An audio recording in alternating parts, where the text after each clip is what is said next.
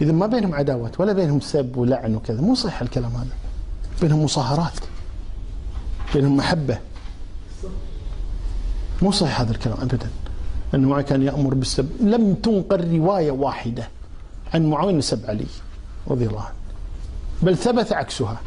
لما دخل أبو مسلم الخولاني على معاوية وقال له: أأنت مثل علي؟ قال: لا، أنا لست مثل علي، هو أحق بهذا الأمر، زين، وهو أفضل مني عند الله تبارك وتعالى.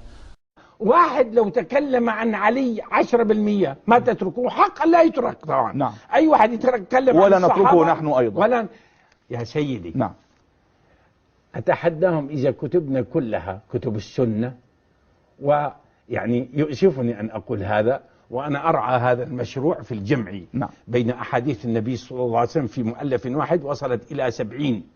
والله ما رأيت إلا الذكر الحسن لآل البيت والاستشهادات الحسن لآل البيت. أعطيني في كتب السنة من أمهاتنا مرة واحدة أساءوا إلى واحد من آل البيت إلا كله بالتبجيل والاحترام. وفي صحيح الإمام سيتصل متصل بعد قليل أقولها قبل أن يتصل، ويقول إن معاوية رضي الله عنه في صحيح مسلم سب الإمام علي. ليست هذه نقطة البحث.